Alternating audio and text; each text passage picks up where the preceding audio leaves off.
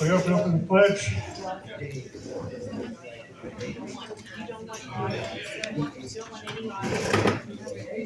I pledge allegiance to the flag of the United States of America, and to the republic for which it stands, one nation, under God, indivisible, with liberty and justice for all. Linda?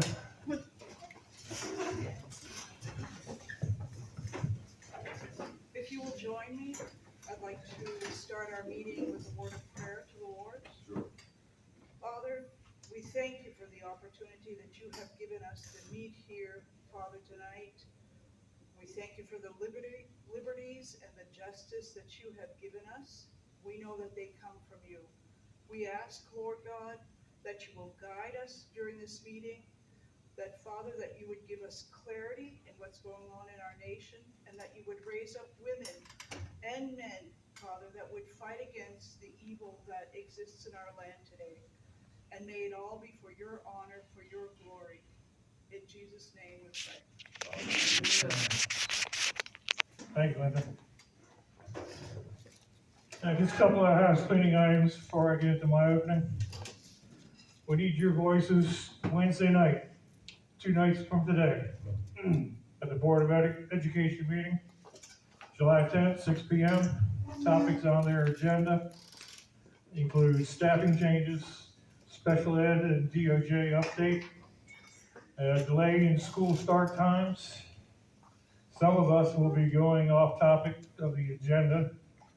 We need butts in the seats and voices on the microphones.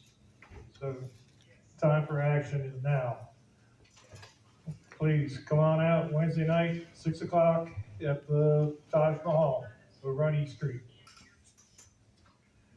All right, this Sunday, July 14th, from 5 to 8 p.m., our Senator Bill Folden is holding a fundraiser at Rosy Cheeks Distillery at 10229 Woodsboro Pike in Walkersville. I make this announcement not to support or to detract from Bill's fundraiser, but to protest the presence of one Larry Hogan. We will gather on 194 in the shoulders. There's plenty enough space for parking there safely. And just let Larry Hogan know he is not welcome in Frederick County or Maryland.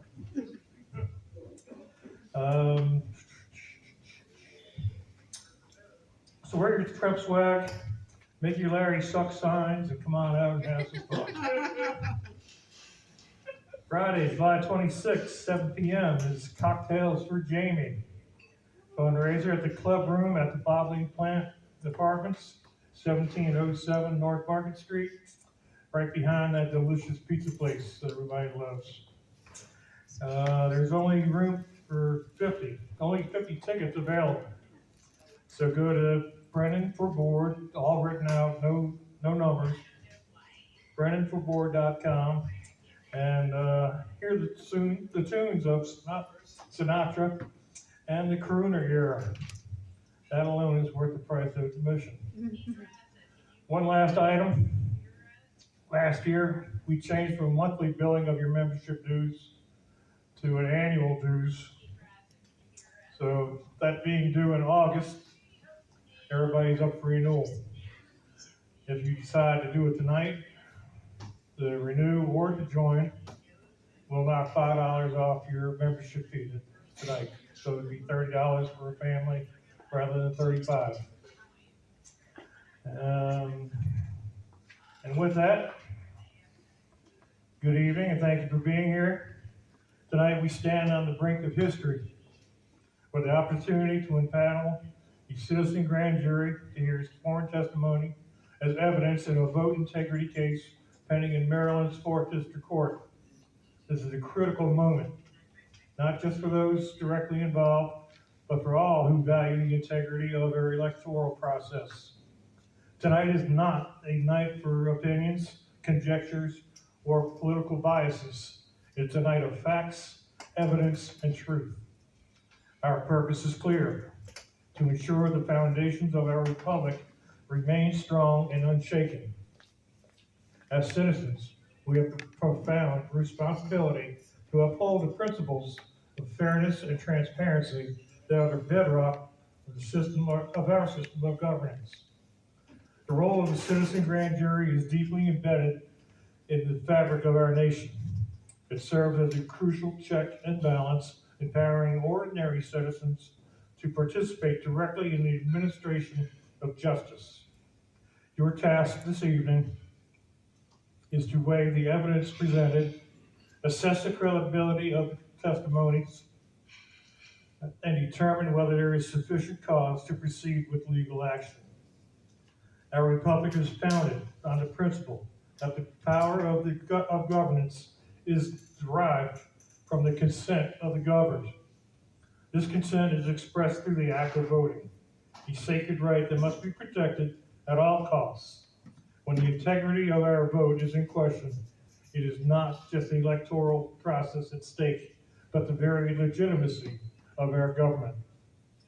The allegations before us suggest potential breaches in the electoral process that could undermine public confidence in our elections.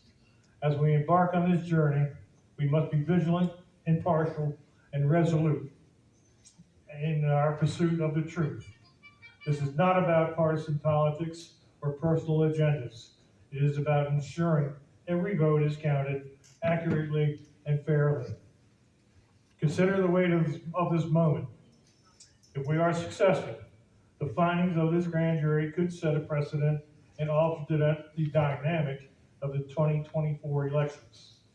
Our actions tonight could restore faith in the electoral process, reinforce the importance of accountability, and demonstrate that our republic remains committed to the principles of justice and integrity. We must approach tonight's proceedings with the gravity they deserve. Listen carefully to the testimonies, scrutinize the evidence, and deliberate thoughtfully. Our goal is to uncover the truth, whatever it may be, and ensure that justice is served. As representatives of our community, we carry a significant responsibility. Our actions tonight will resonate beyond this room, influencing the public perception and potentially shaping the future of electoral process.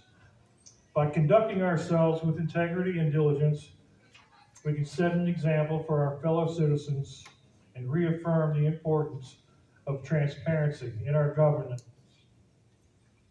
In closing, I want to express my gratitude to each of you and your willingness to serve. Your dedication to this process is a testament to the strength of our republic and enduring power of citizen involvement.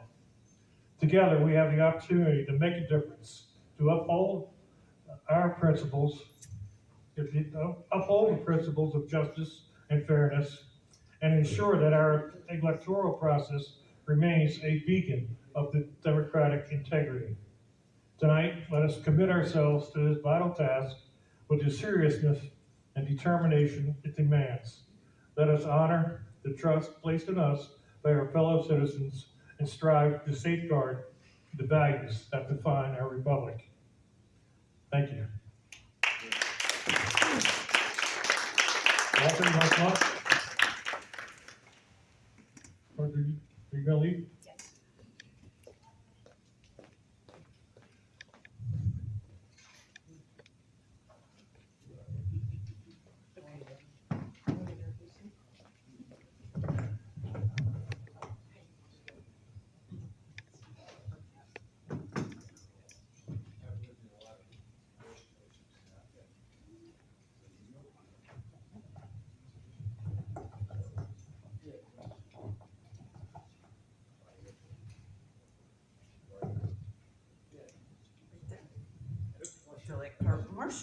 Okay.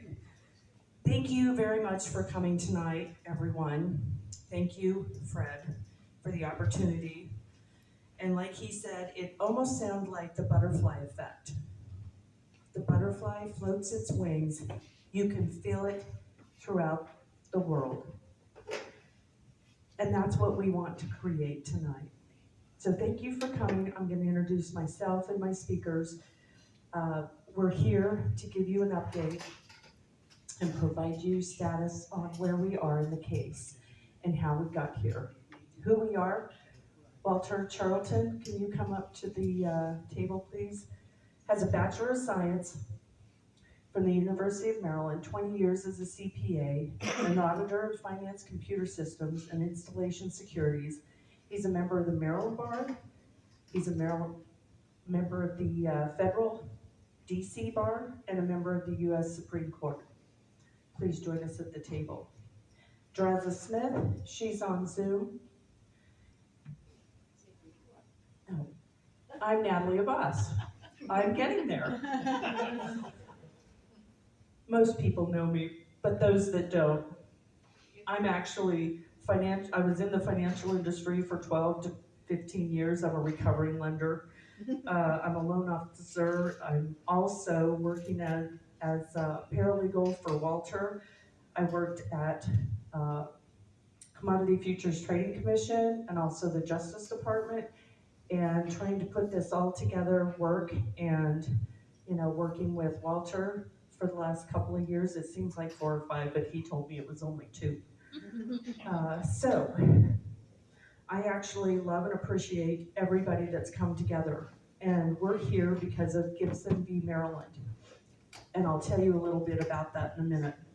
Draza Smith is on the Zoom. She has been dynamic. She has an MS in electrical engineering. She has an MS in computer engineering. She's licensed control system professional engineer. She is in the state of Florida. She's worked in the power sector for control development at the Sandia Lab, National Lab for Grid Security Research. She holds patents in cybersecurity, emission reduction, and power efficiency control services. She is an amazing gal. She's worth her weight in gold. She's online and will be able to answer any technical questions once we have presented most of the evidence. Vince is here. Vince has traveled far. He's graduated from 1967 University of Baltimore. He's worked in state government. He's been in employment services for 10 years with human resources. Assessor evaluating real estate for 28 years. He loved that job. National Guard company clerk, Army National Guard, served on Ocean City for 14 years as city councilman, retired in 2010. He stays active in the community, helping everyone. He's been very instrumental in gathering evidence. Political and voter integrity issues. He's been married 56 years. He has 14 grandchildren and 1 great-grandchildren. He wrote a book. We'd love to see it. Hearts Away and Bombs Away, with regards to family members. Bob Kofod, we love you too. 37 years experience as intelligence officer, serving in the U.S. Navy, the U.S. Air Force, the CIA, and as a private contractor. Thank you for your service. 25 years as senior technology manager, experience developing solutions for large-scale risk identification, detection, and migration programs. He served 2 tours in Vietnam, 4 years supporting wars, operations in Japan, Philippines, and Thailand. He's been a consultant to the White House Scientific Advisory Board on cybercrime threat to U.S. financial infrastructure. We love and appreciate him. Who else do I have? So the case started with Gibson v. Maryland, and Lois couldn't be with us here tonight, but she said, Natalie, you tell them, well, I can't repeat what she said, but she said, we all need to dig in and fight this war. It's got to be boots and heels on the ground, and we have to keep going. So it started with her and Lewis Porter from 2020 Watch. And it was about the time of February 4th, 2022. And it was a case where she was supposed to be a judge. She had to cancel because she didn't feel well. She went to throw her ballot in the box. And right before her eyes, there was a truck.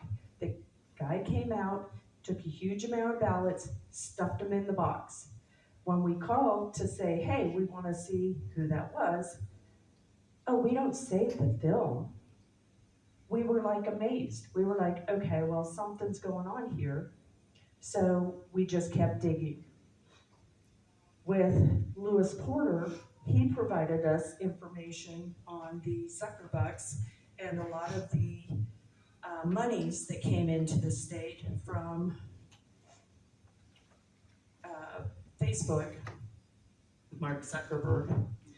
A total of, I have the counties and the amount that was given based on the contract that we have, and it was $6.2 million, 200,045, and $797. And so it shows you all the different counties that received these funds. If anyone wants to see this page, that's Exhibit 1 for our RICO lawsuit. RICO stands for racketeering. And when we filed on July 4th, 2022, we had included it with our documents. Zuckerberg had hired, we had contracts, and we have a name of about 730 mules. I think they need to be followed by 730 sheriffs. So that's just my opinion. So 2020 Watch had a lot of evidence from the past 5 or 6 years that they helped to give us. And we actually took a lot of that and filtered through it and found kind of the low-hanging fruit so that we could move forward in this case. This case was starting to grow and it took on a life of its own. The life of its own became eyewitnesses of the ballot box stuffing, contracts from Zuckerberg's, documented list of amount for each county, evidence that Wi-Fi was alive and well in each and every one of our precincts. And then we got to the FEC data. About that time, they were trying to get us to dismiss. Corbin wanted us to, just go away. We were kind of a thorn in his side. So the FEC data started, and what we did was we worked from a national level to a local level, national level to a local level, and we had a really great trifecta. Trifecta was boots on the ground, litigation, and Jen Charlton. Thank you for being here tonight. She was on the radio touting, this is what's going on, here's the status of the case, here's what we need to look at. So she kept touting everything that was basically going on and really presenting, telling it like it is. And we love that because it really helped to gain that momentum that we needed. So once we filed the case, it had gone through, a lot of gathering of evidence. Then, of course, Corbin's trying to dismiss it. Case was finally dismissed, and we're like, wait, we haven't even gotten all of our discovery looked at. Well, you don't have standing, which is 90% of their cases. And all of these cases have been, dismissed for one reason or another, but that's typically the first thing.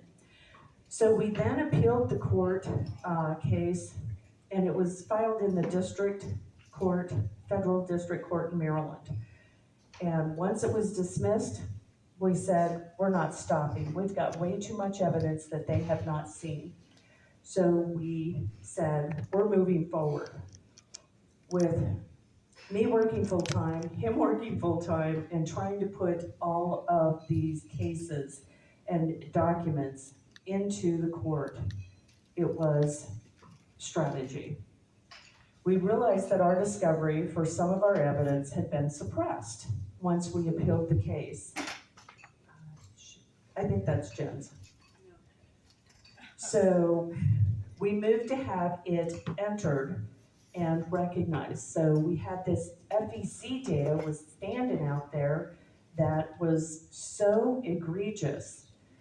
FEC, if you don't know, the Federal Election Commission, and James O'Keefe was knocking on doors in Annapolis, and basically he found a lot of folks that said, I didn't donate, I didn't donate that much. I gave like $150. And it's like, oh, well, it says here you donated 17 times a day for the last 3 years, over $217,000, and it was to Act Blue, or some of it was to Win Red. So what the heck? So we have been digging into this data. Draza has been amazing at collecting a lot of the data that's on the FEC database. So we have, hopefully, we have it all.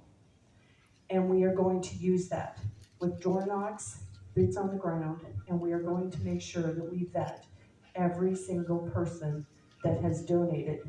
We find dead people. We find people that have moved. We find it all. So about that time, opposing counsel had, we moved to have all this evidence entered and recognized. And co-counsel finally agreed. They said, okay, put it all in. We're going to allow it. So the key point here is if they do allow it, they can no longer claim that we don't have standing. And the benefit of that is that now we can keep moving forward in the Court of Special Appeals that's in Virginia, and we can use all this data that we've collected to say, we want an oral argument at this point. We're going to discuss the big cheat tonight, and we're going to really peel back this onion so that you guys can become aware of what we're dealing with. Working with other states, we've been pulling information, like I said, a national level to a local level. A lot of what we've done is we've gone to Mike Lindell's cybersecurity event. We've gone to all these different events to try to, ripen our minds, be open, find out what's going on in the other states. And in Lindell's cybersecurity event, symposium, we had 45 states standing up talking about what happened in their state. Pennsylvania, we've now connected with Pennsylvania, we've connected with Wisconsin, Florida. A lot of people are coming forward and talking about all of what has happened. So where are we? Mike Lindell, Peter Berniger from Wisconsin, we want to give him a big shout out. He's really become instrumental in getting rid of their ballot boxes. Now the new guy coming into, I think is city council wants to have the ballot boxes, and Peter's like, no way, that's not gonna happen. So we have to start really maneuvering through the courts, both locally and federally, to get this thing under wraps. Working in the Fourth Circuit, asking for an oral argument so that we may present some of the evidence you will hear tonight. As our speakers take us down the path of evidence, please silence your phones, ask questions when they are on point and for clarification. Otherwise, all opinions may be expressed at the end. We really appreciate all of what you do, and we need your help. Walter?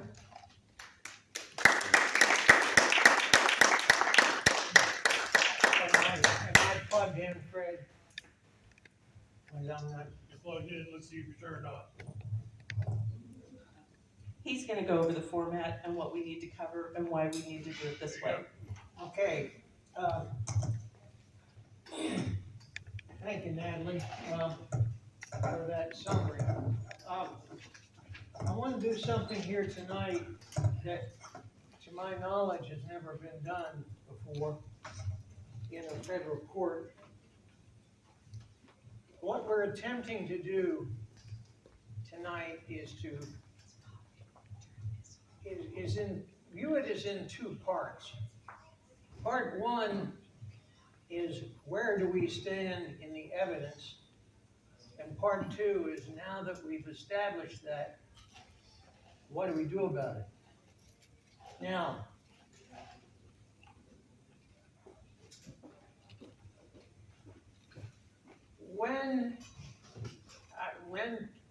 what I want to do is that every word that I say, I'm saying under oath.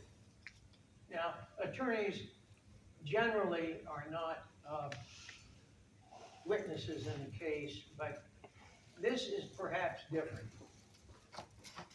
What I would like to do today is if we get any comments, I would like those comments to be based upon facts that we bring up and avoid any opinions or other things other than fact, so that I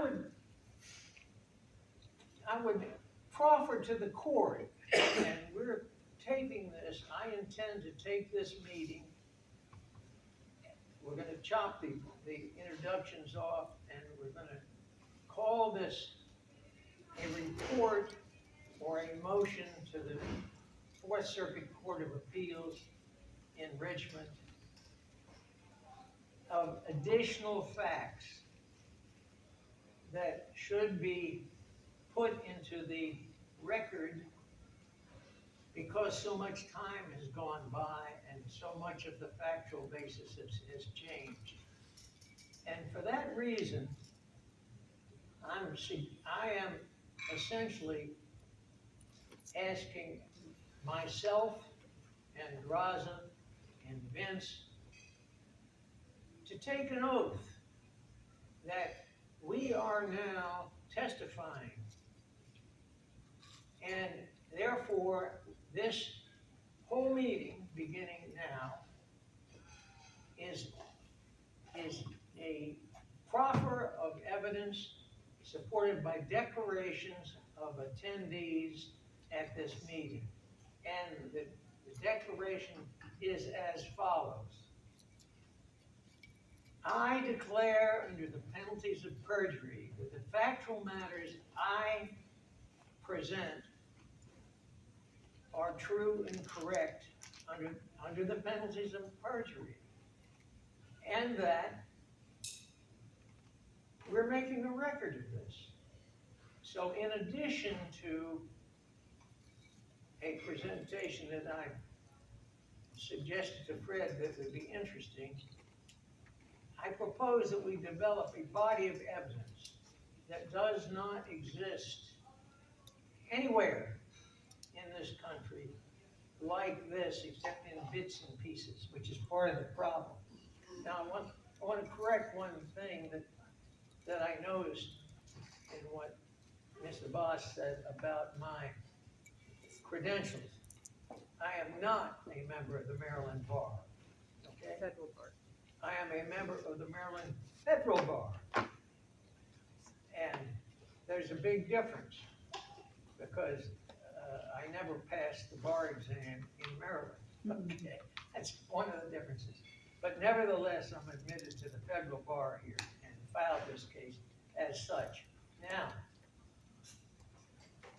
so starting and going back to the information that Natalie has given us, what we alleged is a RICO organization of unknown properties supported by basically 4 observations in our initial complaint. First observation was Lois Gibson's seeing them stuffed at ballots. Second observation was we had 3 engineers from a nationally known company that I cannot disclose the name of because they would be fired for doing this. But they took snapshots of the computers being manipulated online on election day. The third set of data was produced by Lewis Porter and his 20-20 watch folks who had been functioning for about 8 years and knowing how to collect data. And this was a list of 750 people who we allege or mules who got paid by Zuckerbucks, and it's never been explained to anybody exactly what they did. But 750 people working on and being paid, that's enough mules to cover the whole state of Maryland. And indeed, much was done. The fourth major item here was indications of money laundering that came in bits and pieces. And the timing of it is very interesting as an evidentiary measure because we started with essentially no evidence. We alleged evidence, and we had these 4 cornerstones. And we filed a complaint on July the 4th, 2022. It was actually put in the record on the 5th. And by the end of 22, toward the end, this old, tired, silly argument of you don't have standing to sue came into action, and the case was dismissed by the U.S. District Court. And right then, we filed our first batch of real evidence. The real evidence was the evidence of money collections in enormous quantities and in enormous amounts. And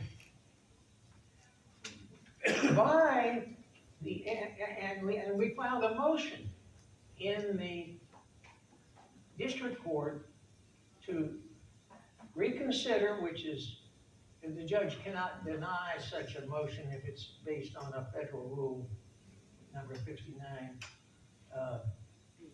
E, I believe. But in any case, we filed this motion, and then Ms. Draz's information on money laundering had been collected. And we put it in the court in due form. And it was immediately, I'm talking the same day or the next day, stricken by the court. And when it got stricken, that was immediately followed by a second denial of our entire complaint. But now we have more evidence in the record. 30 days hence, we filed in the Fourth Circuit Court of Appeals. And what happened next was, I think, unprecedented, to my knowledge, anywhere in the country.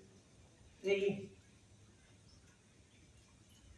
United States District Court, the District of Maryland, sent a proposed record before the court, and there was no mention made of this stricken evidence, which was the first real evidence that we had other than these eyewitnesses and so forth.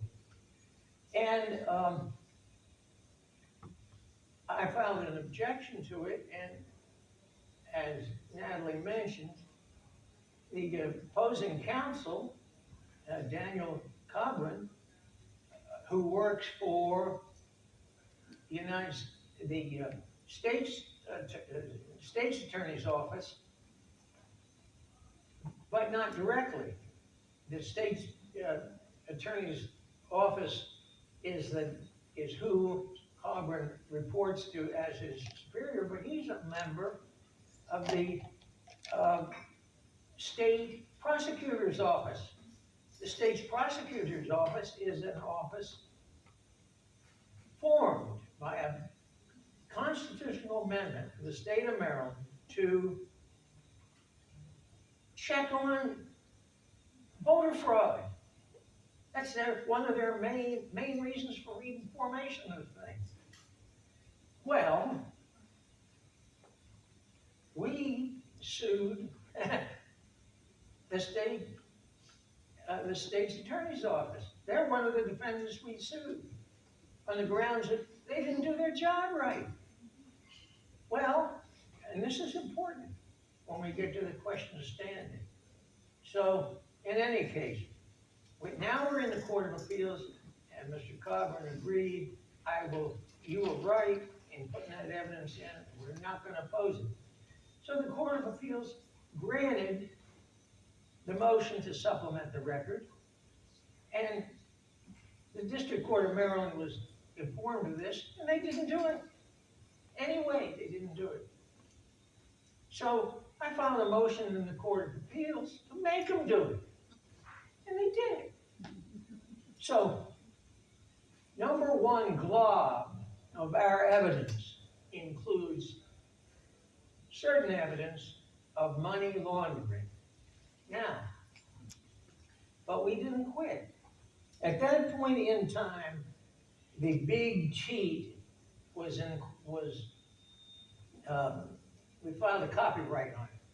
We saw the big cheat coming on. And we saw the defense to the big cheat, gee, you guys haven't got standing. What is standing? Well, standing is this. You gotta have the authority to file this lawsuit, particularly when governments are involved, based on something. And if you have authority based on something, then you've got standing. In other words, it is a silly argument if you go by who has standing as an engineering matter. Now, our engineering data, which is on this sheet that everybody got, is in fact an exhibit in the Fourth Circuit in our appendix, but not in this form yet. One of the witnesses who got data from us, and I spoke to him personally, James O'Keefe, and gave him the permission for Draza to hand over the data to James O'Keefe, and he did a magnificent job of interviewing folks in Anne Arundel County.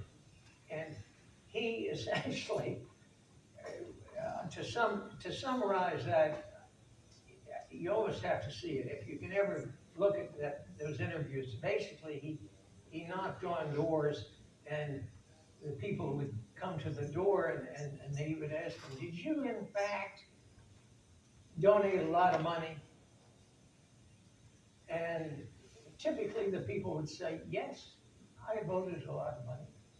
I donated a lot of money. And then he would follow that up, and did follow it up, by saying, well, how much was it?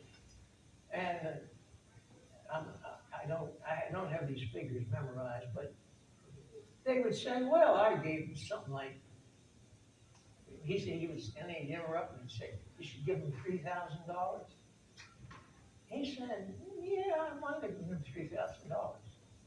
And then he would say, do you realize that according to these records, these federal records, you gave $35,000? And the guy would say, no, but I never did that. Well, anyway, that was our indication that so we were really on to something. But this was small samples, and because this is a lot of work, doing all these computer addings together and massaging that Draza did from raw data. And so then the case proceeded for a number of months more, and it came time when all the briefs were filed, and good seeing you, Mike. All the briefs were filed, and we were going to present evidence of taking care of the silly argument of lack of standing. And I felt that in consultation with Draza and other experts, that we ought to have more in the way of volume for Maryland than these sparse. We were vulnerable. As, oh, that's not enough of a sample, maybe, and perhaps not well spread enough. So I asked Draza to give us a bigger sample. So the sample we ultimately decided upon, and I am getting ready to file this sample with the court as our third evidentiary supplement. And along with it, I'm going to ask for an oral argument based on all of this new evidence and for relief. And the purpose of this meeting, one of the purposes is, when we file that, we're not just going to say, here is the evidence of corruption, of felonies, of thievery, of conspiracy, probably treason, since some of the money is coming from outside sources to influence our election. And bam, throw the whole system out. Because the system is corrupt and inaccurate, and it's another silly thing to have an election based upon silly stuff. It doesn't mean anything when you can do all of what we alleged. You must, some other groups in here have gone down the path of paper ballots. The path I go down is slightly different. I am a system man. Okay, I was crowned a system man by a guy named Gunderson. And I think it was around 1964, okay? And I've done a lot of recovery in systems, and I know what happens. When a system fails, there's, and an electronic system specifically, there's only one solution. You cannot fix it. You scrap it. Second problem you got, once you scrap the system, well, we still have to have an election.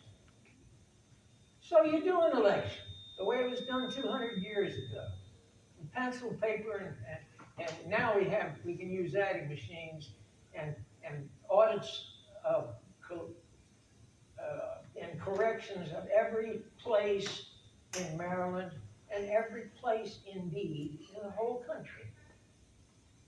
And you get through this next election while the corruption is done away with, and while the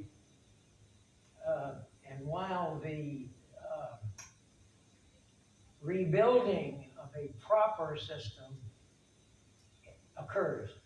We all have electronic bank accounts, and I audited electronic bank accounts, and I installed electronic bank accounts, and the credit cards are the same way. The system in use right now is not only corrupted and false, intentionally false, it's uncorrectable, but it's easily rebuilt.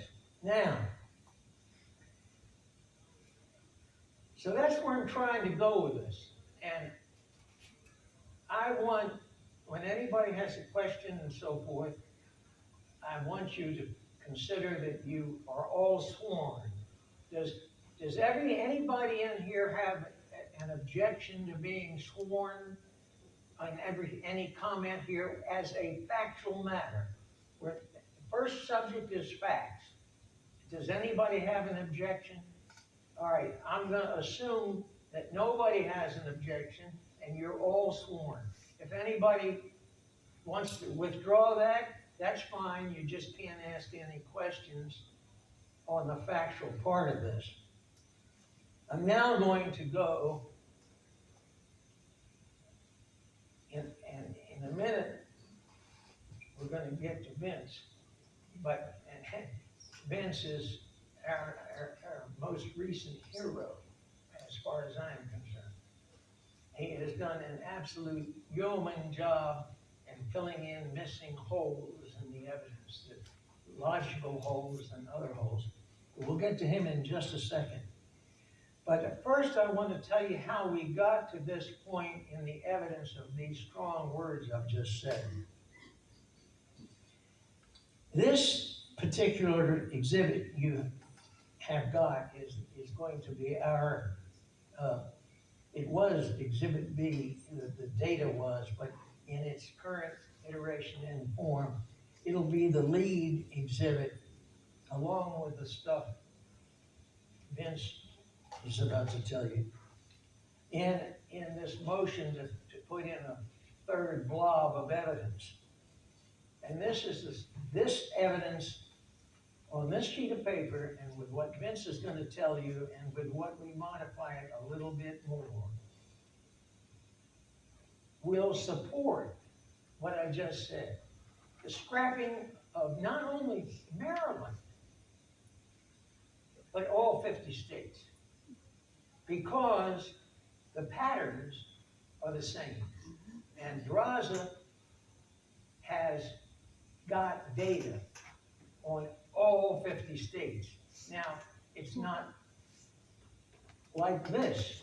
This is Maryland's sample of 25 executive donors. Now, what this sheet is,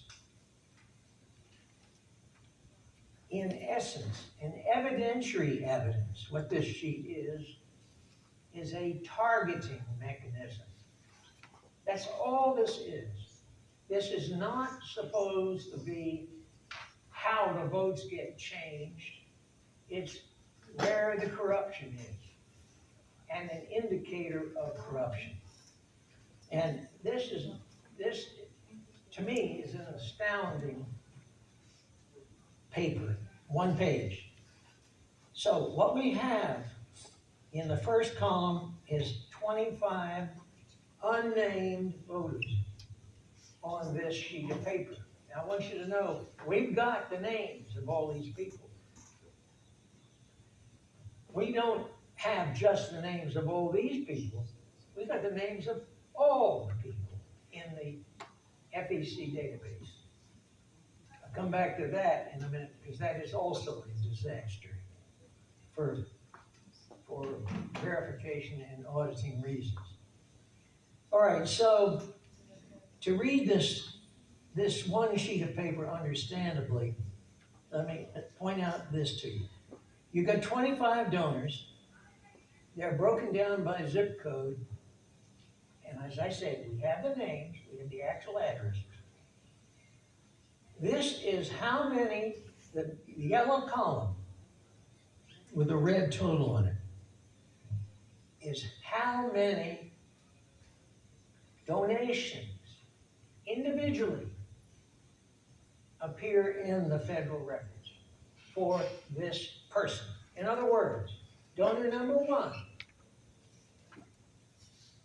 for the period of time 1/1/19 to 2/7/23, 1,499 days, reported as required under the federal election reporting laws 21,831 times. That's for this guy.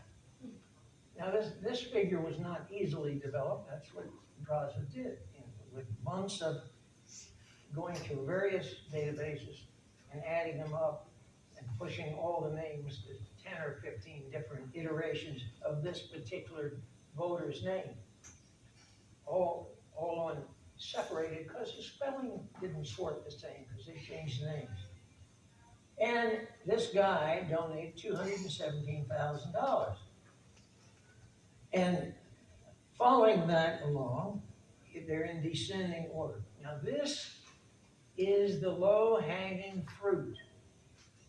These are not guaranteed. Raza does not guarantee that these are the top 25, but there are 25 people in Maryland who donated way beyond the human normal behavior. So, what is it? It's the low-hanging fruit, and you have to go to that fruit and analyze it as to what it really means in conjunction to, 1, violation of election laws, 2, violation of banking laws for transfers of unreported money, 3, false reporting, because we have identity theft embedded in these. And these particular 25 people, to give you the magnitude of it, it's $3,055,000. Well, now remember, this is just 25 people. What are the numbers for all of Maryland doing the same thing that we're talking about here? Now, with that, Vince, are you ready? Yes, sir. Bob, can you to answer this question before we do this next filing? I'm okay? You're okay. Okay. Before we do the next filing, what does all this low-hanging fruit mean? Well, Vince came to me because we all, I'm sure everybody in this room, and Vince, and I, and Natalie, we haven't gotten to the crux of the matter yet. In other words, if I ask anybody in here, is it okay to cheat a little bit in elections so we get elected? Does anybody think it's okay to cheat in elections in this room? Well, let me tell you something. I don't know whether you're in the minority or not, but there's a whole lot of people that do the cheating, okay? And I'm talking thousands, maybe even hundreds of thousands in Maryland. So, Vince says to me, where is he? He's here, he's ready, okay. He says, you know, we're in these rural counties, and I'm not gonna steal too much of his thunder, I'm just saying why we had this conversation. And what brought it up? Well, Vince says, I watched the way the numbers accumulated in the last elections, and Trump was winning all the way into the last few hours, and then all of a sudden everything flipped. So he wanted to investigate this. So at his request, we sent him a few of the low-hanging fruit names and addresses in these counties, the smaller counties, where everything flipped so radically. And just on its own, yeah, the numbers are okay, but that doesn't help you any. You gotta have more, you gotta have meat in this. Where is the felony? 5 years in jail. Where is the connection to the voters? Well, we've already heard about some of it.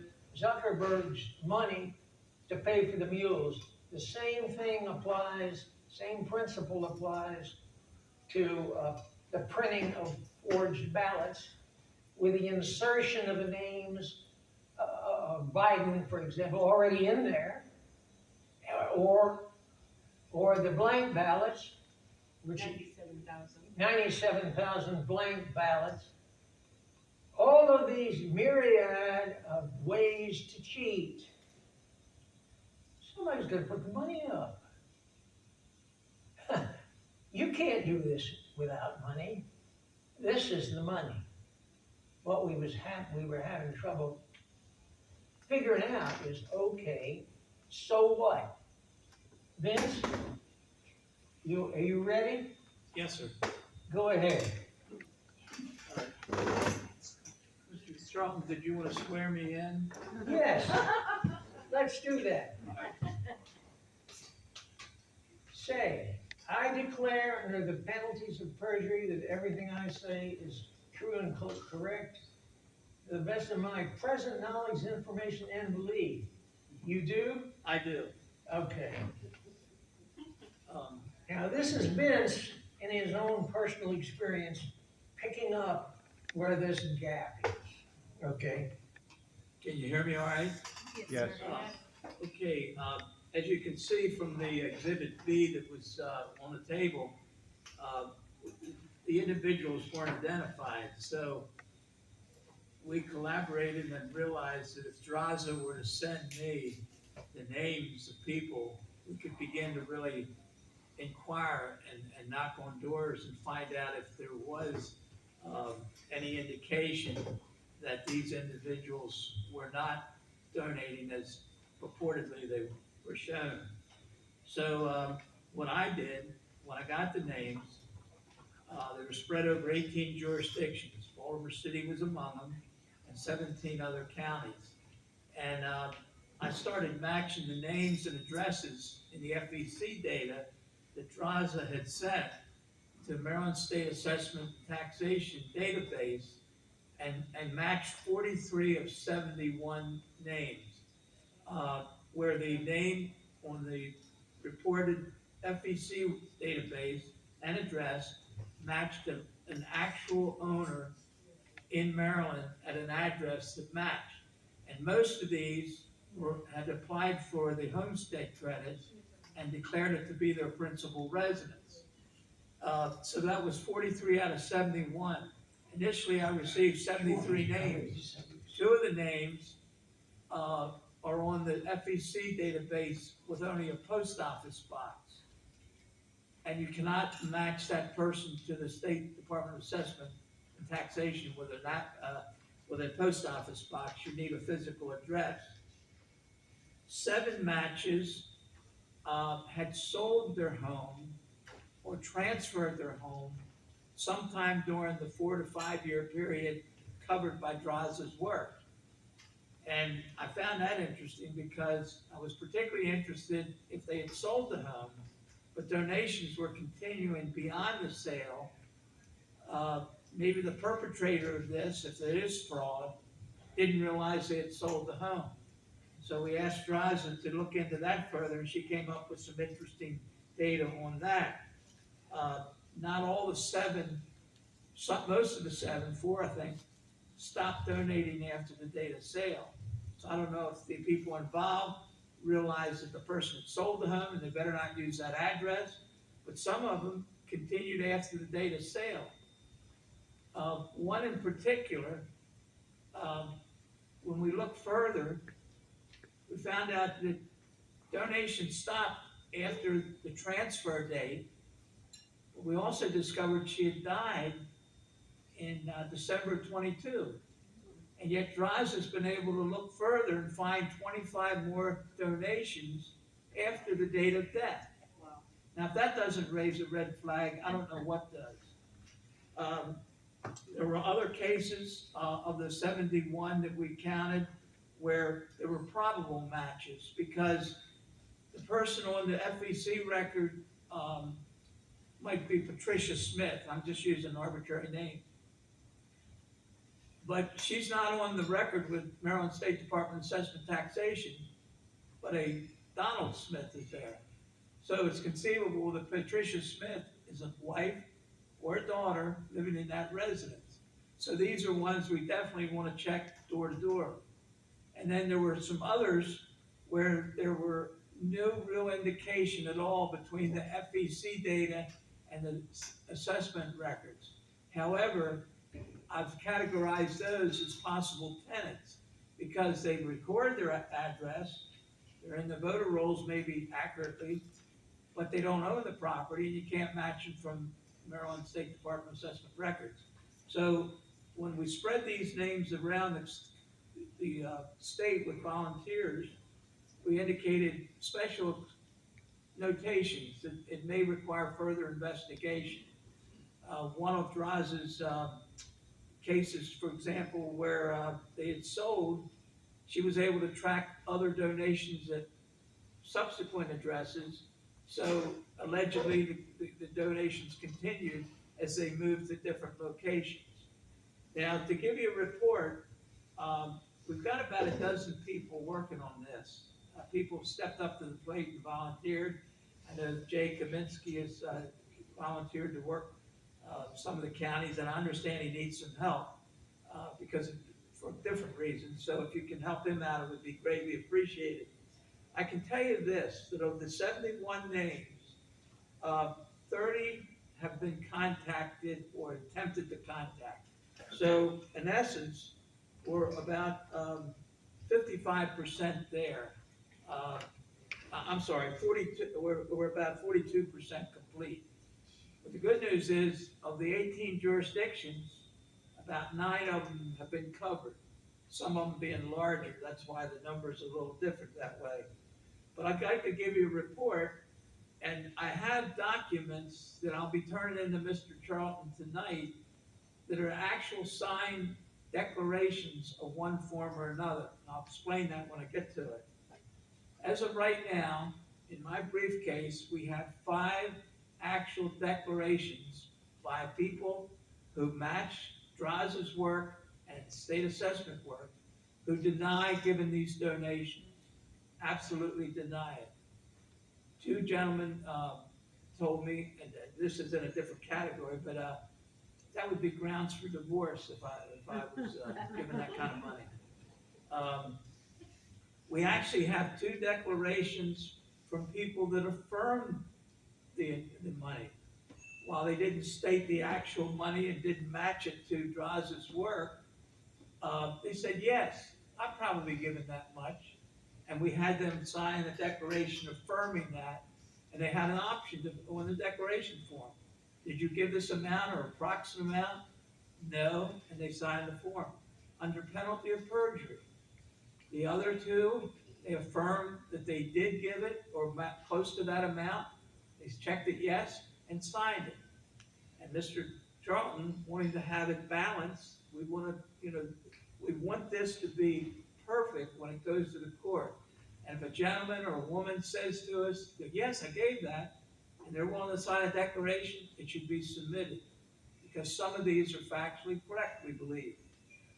We've had 4 people who have told me personally at the door that, no, I didn't give this amount, but they would not sign the declaration. So between Mr. Charlton and myself, working and collaborating with the forum, we developed a volunteer declaration where I certify what I was told. So we have 4 people that have certified or have stated to me that they didn't give that amount of money. And I signed my declaration as a volunteer as to what I heard. Now, whether that has the same standing in court, I don't know. But it's a secondary source of evidence, we believe. We had one gentleman who out and out refused to talk to our volunteer. And out of 30 people, that's a pretty good record, that only 1 person did not want to talk to us. Now, the other people that didn't want to sign, that was for a couple different reasons. They didn't want to be, things like they didn't want to get tied up with litigation. They feared being called into court. And I did tell them, frankly, and actually some of these people, I didn't actually talk to the actual name. I talked to a spouse. And the volunteer form is designed so that you identify or try to identify the relationship of the person you're talking to. Like one gentleman in Ocean Pines, Maryland, told me that the woman was in the house. I assumed it was her husband, but he handled the affairs outside in the open garage. And later when I followed up, he said, don't call us again. And that's been noted. So we have, and then 8 of them were unreachable, where we made attempts to contact them. They moved, presumably they were a tenant at one time, they moved, and several attempts have been made to reach them. I've left notes, my phone number to call me. Some have called me back, others have ignored it or didn't call. Others are not at home, maybe a second attempt to reach them has failed. So 8 of them we check off as unreachable, and I certified that was the situation. I also add a little bit of my extra language about attempts to contact them. And then there are 9 right now that are pending. In other words, they're in different stages where they're to get back to us. One case in Cecil County, we talked to her on the phone. She adamantly assures us she did not give this money. One of our volunteers in Cecil County is going to meet up with her tomorrow. I will not turn that in until we actually have a signed document. But with 9 pending, hopefully we'll garner even more. But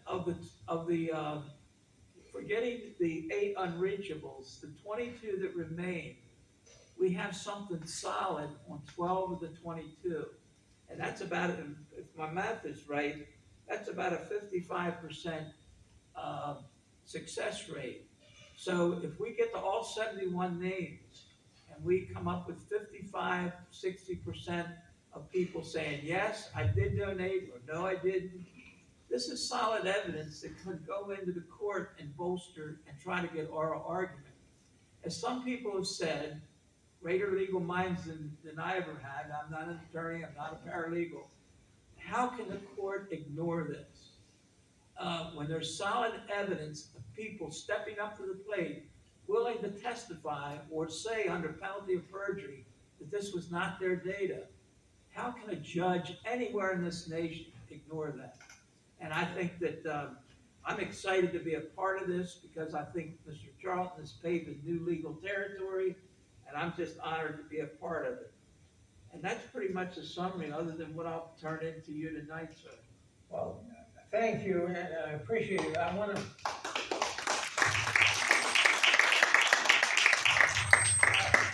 to clarify one point. The federal rules of evidence govern the question of what is evidence and what isn't. Now, this is not statistics that Vince has given us. This is kind of leads on a murder. So this is the start of the destruction, our destruction, of the credibility of the election system. You can't have, he just talked about something like a 30% hit rate on finding felonies, intentional criminal violations of one of our most sacred rights. Now,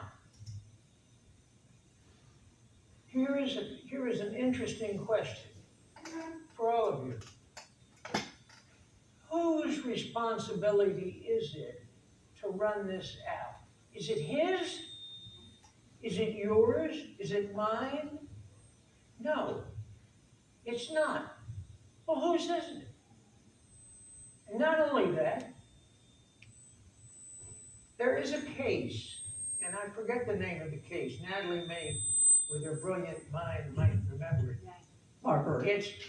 It's a case in the 1800s where the federal, I think the United States Supreme Court held that if the laws of a state establish a duty to do certain acts, and you do not do those federal acts, you are subject to criminal penalties. So, and now keep thinking about this thing about standing.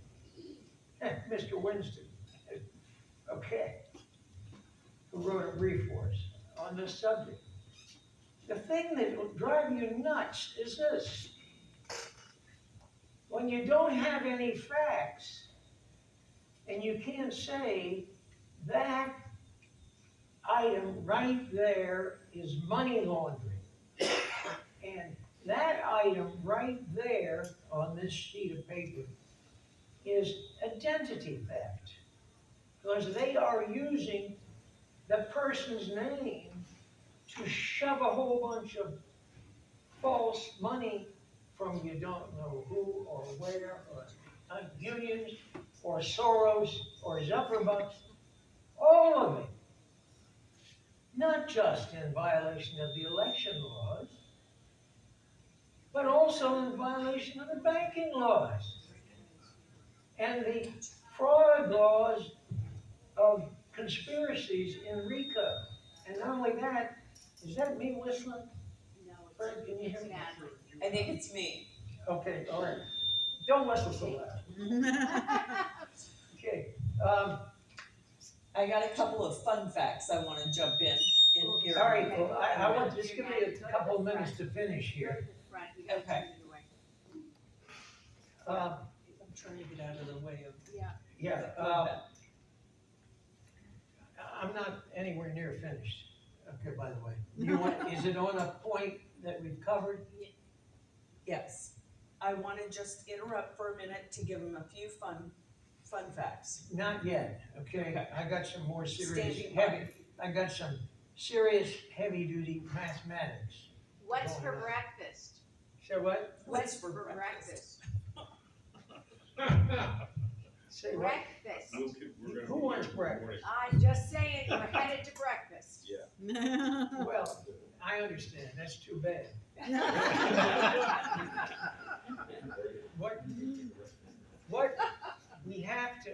What we have to decide is how much felonies are you gonna put up with in the existing system? And the answer is none.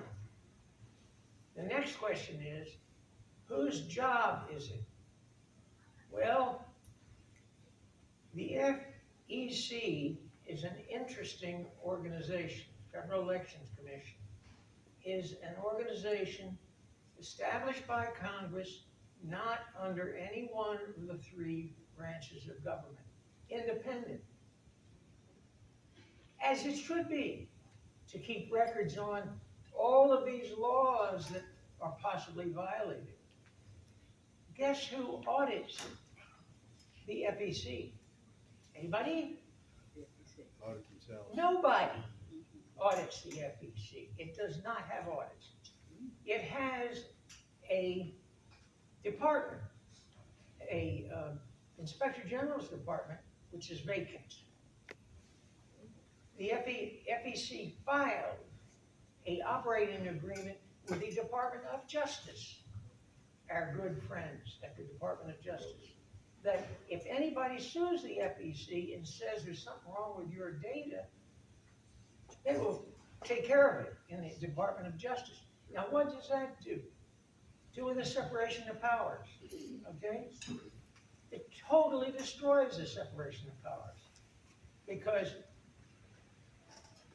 and here is why every one of our lawsuits in Maryland that have gotten thrown out for lack of standing, I say is silly.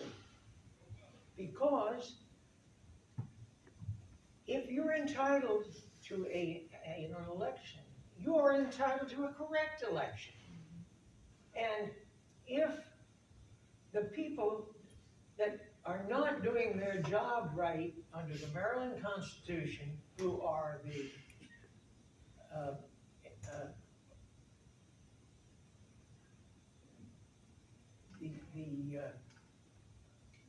people in the, who's the one run by Charles? What's that agency called? State's attorneys. State's This- attorney. Not the state's Special attorney. prosecutor. It's the special prosecutor's office. Was formed, as I said, in the Maryland Constitution to take care of such things. If they're not doing their job to catch all of these thousands and thousands of felonies, of federal felonies and state felonies, and identity theft and falsification of records, they are subject to being charged with not doing their job right. So, in the absence of them doing their job right, somebody's got standing. I suggest it's us. Now, we don't have a duty to do it, but we got a right to do it. And now, I'm ready for all your humorous Fantastic. things. Yeah. So I want to just let you know, we have a few wins over the last couple of years. We have had the opportunity to unseat Linda Lamone, which we think she was the headman of the whole organization. The organization of the RICO enterprise. She worked in the various, like probably 5 different boards, to include kicking off all of the attorneys that want to buck the system. Gotcha? Or hold it to account. And we held her feet to the fire, and I had a couple of people that, when we gave the data that we had on the FEC, Draza Smith and company, when we gave that data to O'Keefe, they kept calling her office, and we were asking for an interview. And guess what? Her feet got a little too cold, and she got out. So we're very happy about that. Another win we have, our ballots from the 2020 election are still alive and well. Yes. I don't know about the envelopes, but I do know that the ballots are still alive and well. The FEC data was generated by our team, and we want to just thank Draza for all her hard work, Peter Berniger from Wisconsin for all his work. And you had a question, sir? Yes, I'm gonna add one thing to it. Miss Linda Lamone, those who can't hear me, also was the chairman of the Office of Disciplinary Council in the state of Maryland. Yes. Indeed. I mean, Yes. you talk about home cooking, Yep. okay? And she is now leaving, correct? So she's She's gone. actually She's long gone. And actually, she No, was part of Eric. I do not think she's gone from the attorney's committee. I'm not sure that. She's gone from the, Election. from Election, the election. from the election I board. would want both. I And don't she's think part of Eric. She's on the board of Eric. On the So board of she's Eric. got her hand in many, many pies. I think it's time for Draza to speak, to give us a little bit of a, Let me go one step further before we go to Draza. Do you Okay. have any questions for me on any of this? Factual, preferred? Just one question. Turn the mic on. Yes, mic's not on? Okay. Well, people can hear me. Hello? No, I don't think you can. Don't worry about it. When are you filing a TRO? If you get standing, when can a TRO start? Well, that's a very interesting question. We already filed for TROs, which were summarily denied without hearing in the lower court. That means that issue is alive. Mhm. So, this is a question of strategy and tactics. My thought is that we would put this evidence as modified and bulked up a bit for the other 50 states, some of it, and say essentially to the court, this business about standing is silly. We have presented you with massive evidence of felonies and massive dereliction of duty, and therefore, we ask for blah, blah, blah, blah. One of the blah blahs is injunctive relief, and you, 13 judges of this panel, and perhaps the Supreme Court, you have the duty to fix this, not us.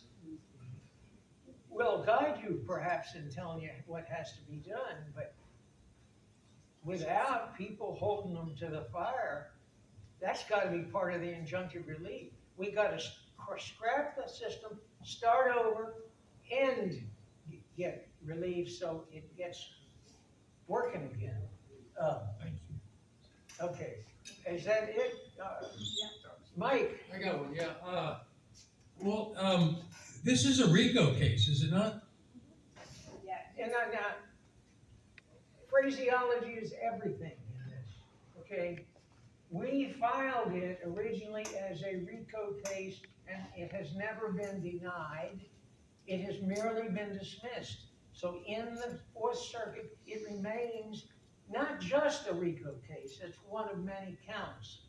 It is not a RICO case yet, as what your precise question was, cause only a judge can say it's a RICO case.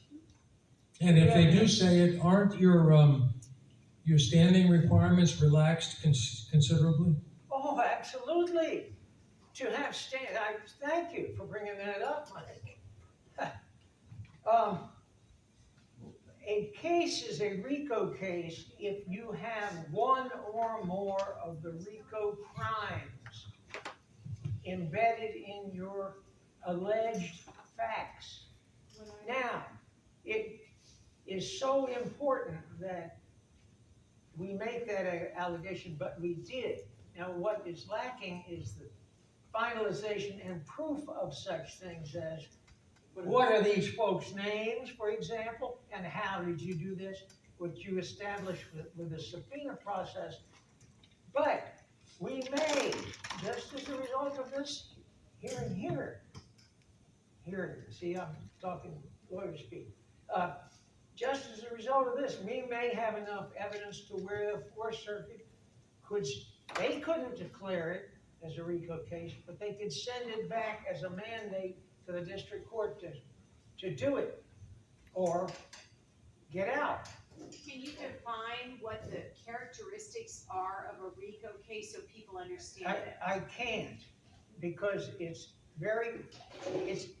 about 6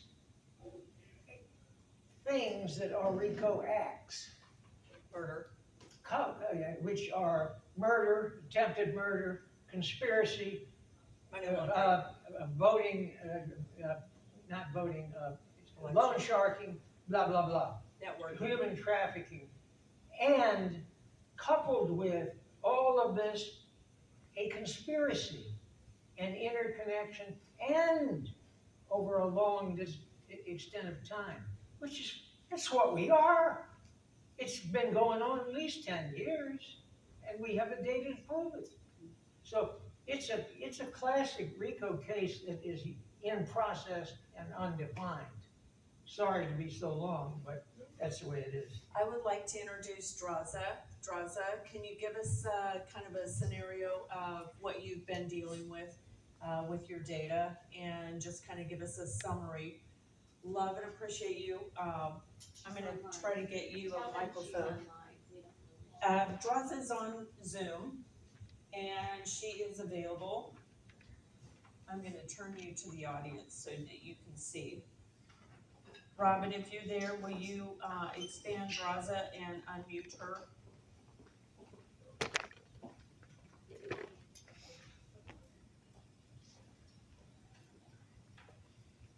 I wonder if she's there. Can you hear me, Draza? She probably went to sleep. She's not. She's right there. She's gone? I think she's still muted, but I'll get her on the phone. Pardon, we have audio problems. I guess that's what we call it. Bob, do you want to go ahead and talk before I get Draza on the phone? Or do you want to give her a minute? Hello? Hi, Draza. We just needed your audio. Oh, gotcha. From your computer, so I can hear Robin talking now. We can't hear anything in the room. Oh, gotcha. Yeah, this is Jen's computer. I want to interrupt just a second to explain who Draza is. She is the named expert in all of the above cases, one of the named experts. We have a couple others, but she is an expert engineer and certified to be as such if we ever get in front of a judge. Can you put it on yours? Yeah. Mine's a dead soldier. Okay, so I'm not sure quite how to do that. I can unmute myself. Technology. And panic, I guess. Give me a turn. All right. Now you guys are back. Okay. Sorry about the radio silence. Okay. Draza, we were just gonna have you give us a little bit of a scenario of what you've been dealing with. Okay, can you hear me? Yes. So, first of all, I would like to thank every single person that's in this room that cared enough to come out, and that's amazing. So thank you very, very much. Can anyone hear me? Yes. Okay, all right. So the data that Mr. Charlton and Vince have been discussing is not my data. It's publicly available data that anyone can access if they go to fec.gov. That's the majority of the data that we've been dealing with. The problem that we've had, and a lot of people can discuss their frustration with this, is that with the past elections, any of the data that we've been able to obtain from analyzing mail-in ballots, analyzing voting series over time with the cast vote records, the work that Dr. Frank has done with the voting ages and ratios of voting in the different counties within a state. The problem is that no matter what we look at, the data shows a predetermined outcome, something that looks unnatural behavior.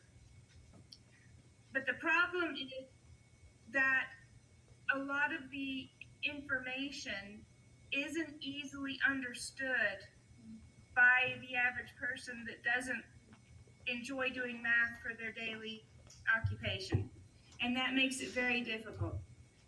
So when the first time I was exposed to the problems with the FEC data was from a brilliant lady in New Mexico. And this became very exciting because more people understand money. And the money becomes very, very tangible to understand that this is not normal human behavior, where some of the other activities that we analyze may not be as easy to understand. So I just wanted to explain a little bit what we're seeing that causes the concern, so to speak. So I'm going to give you an example of an individual. This is one individual. This is an individual that was identified as what we're calling high-frequency donors, and he happens to be in Maryland, and he happens to be one of the people that Vince has received a affidavit that he did not make these donations. So the breakdown for this individual, what became interesting is that from 2019 to today, there were 3,070 donations made in his name that he donated to campaigns and committees that are registered with the FEC for collecting money for political activities. So from 2019 to today, there were not 3,000 days. So there's more than one donation per day for a total of $148,678 from this one individual that is apparently pumping his money into the political system. Now, when we dig a little deeper and we see what's going on with this person donated that $148,000 to 155 different campaigns and committees. I would be hard pressed to tell you 155 different campaigns and committees off the top of my head, but they felt it was worthy to donate their money. Now, all this money comes in relatively small donations, usually $12.50, $25, things of that size, so that people don't notice that these money's coming in, but it's coming in consistently. Like I said, 3,000 donations over the course of just, 5 years. So we have, when we look further into that, and we look at those donations, there were only 6 campaigns that were Maryland campaigns that he actually donated to. Only 6 campaigns that he felt worthy to give his money to for the state that he's currently living in. That was $25 to Also Brooks, $1,700 to Hardin, $100 to Miser, $575 to Raskin, $1,275 to Van Hollen, and $25 to Alzuski, if I said that correctly. That's a total of $3,700 that he felt was worthy to go back into the state that he lives in. That's 2.5% of the total money that he donated. The rest of the money went elsewhere. So I looked at the states that the campaigns were in, that the money came out of Maryland to support. It's Connecticut, Florida, Georgia, Iowa, Illinois, Kentucky, Massachusetts, Maryland, Maine, Michigan, Minnesota, Missouri, Montana, Nebraska, New Hampshire, New Jersey, Nevada, New York, Ohio, Oregon, Pennsylvania, Texas, and Wisconsin. 23 other states were affected by this one individual donating constantly small amounts of money.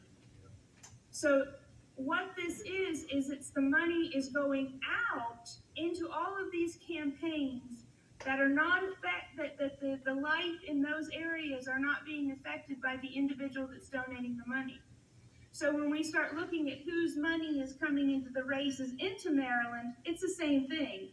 It's someone in California, someone in Florida, someone in New York that's donating to those races at $12.50 a pop, 3,000 times over the past 5 years. So that pattern of donation is what attracts the attention to identify these individuals. And then when we identify these individuals, that was what allowed Vince to go out and actually discuss, are you really the ones that's donating this? I've asked if we could find out how they decide who they want to donate to, but I don't think we've been able to ask that question yet. But it'd be very interesting to find out how someone would do this by human nature. So as you can see, and I hope if you have any questions, please ask them. That is one person. One person. There's thousands of people. Walter, do you have that paper with the people that you had? How many names are on that particular chart? Are you talking about the 25? 25? Yeah, I guess I didn't send that to you. This is your 25 list of where we have the names left off for publication so we don't get sued by all these crooks. And, or maybe some of them aren't crooks, see, because that's the point of what Vince did. He separated, on the low-hanging fruit, he separated the crooks from the money launderers and the identity thefts from several real legitimate people. But I just want to draw attention to why this is worth noting.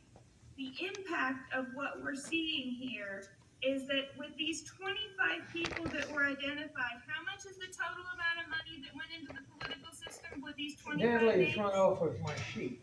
3 million. 3 million. $3,057,000. $3 million.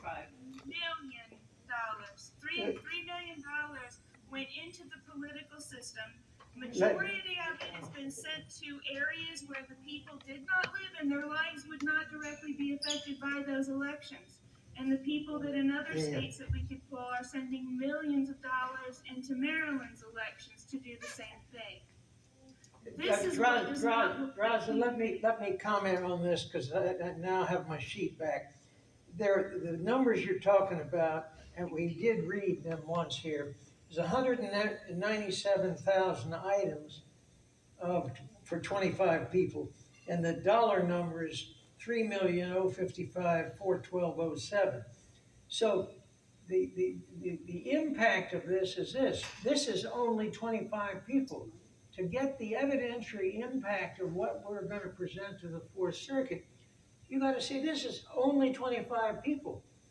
Draza can, if given enough money and a few weeks of time, could you break this down for the entire voting population of Maryland? So the problem with that is that I know Vince said that I would never certify these numbers. That is correct. I am dependent upon pulling the data from the FEC website. The FEC website allows you to create a query to pull data for filtering by dates or filtering by Maryland voters or filtering by a certain election time period, like the 2024 election.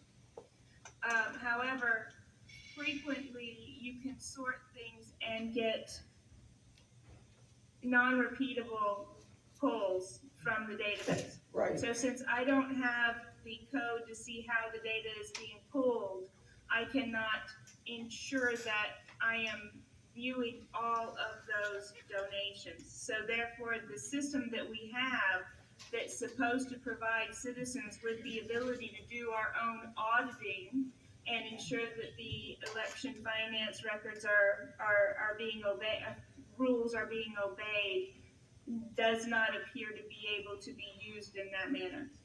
Let me comment on that just a bit. What Draza just said is, there ain't no audit, and therefore she can't ever find out what's correct or not.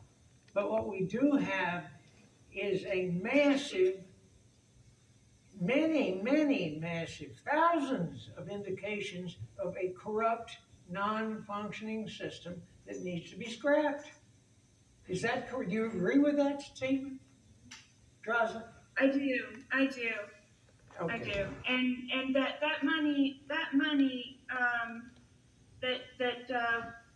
was in that chart that Walter just mentioned, that $3 million, the majority of it is funneled outside of the state. What makes it difficult with the behavior that we're seeing is that we would have to do this type of analysis on all the other states to figure out where the money that's coming in to influence the Maryland elections is coming from. Herculean impact. I mean, a Herculean effort to try to accomplish that.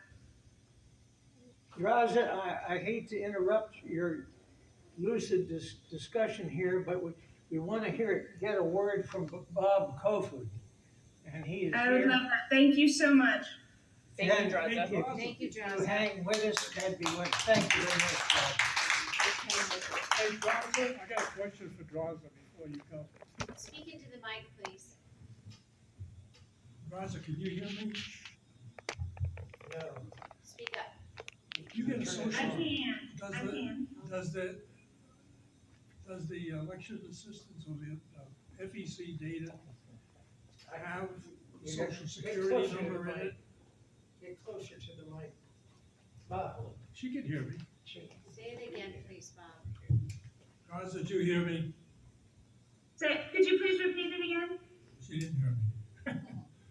Does the FEC data have a social security number in it for the records?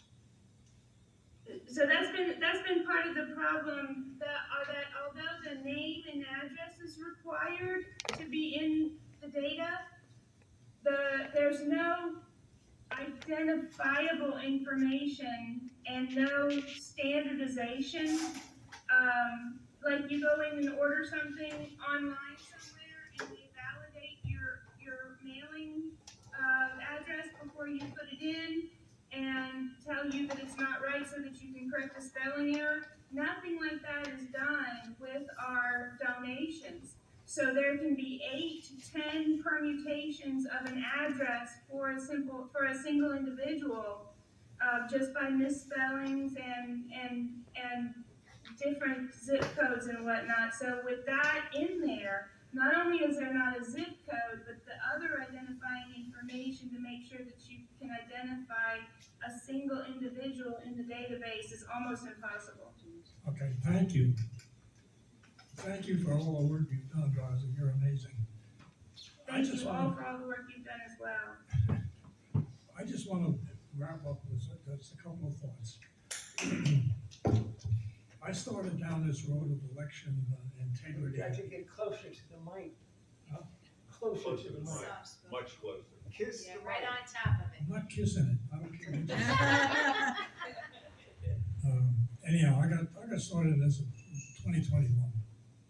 My background is analyzing information, analyzing systems and processes.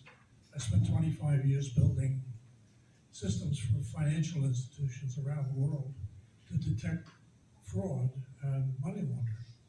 So I'm pretty familiar with what's going on. One comment about this whole thing is I believe that most of these people have no clue that they're being used in a completely corrupted, fraudulent process. There's an organization called ITRIC, which is, I don't remember what the acronym is, it's Identification Technology Research Center. They recorded last year, they keep track of all of the breaches of privacy information, or identity information. Out of the last 5 years, 8.5 billion approximately identities were compromised from various sources. Your insurance company, your doctor, across the board. 8.5 billion. We have 130 million people in the United States. That means that our identities have been compromised 25, 27 times, something like that. I believe that what this all represents is the use of that information. People don't even know that their identity is being used. The reason I asked Straza about the Social Security number, it's the only single document that exists that identifies us as a citizen. And it's also the only thing that is a mandatory requirement for the banks to open up an account. Beyond that, and you listen to what Walter has told us, and the saga of this case, you have to begin to wonder, and I don't wonder anymore, whether we have a government that serves us. And if the answer is no, which I think you guys are saying no, we've got 4 months left to go and there's an election. We need to do something. And the question is what? Walter's doing what he can do, and I know he works his heart out doing this. Vince does, Draza does. I kibitz around the edges of it. But we as citizens are the only thing left. There's nothing left. We can't go to the court and ask for justice. You see that every day. The only thing that's left is us. And our willpower to decide somehow, in some way, whether we get it done before the election or not, whether it's after the election. If it's after the election and Trump loses, we have to still fight this. And if Trump wins, we have to tell him that he has to trash the system. So our involvement in this, and the fact that you guys have come here tonight and listened to this entire story,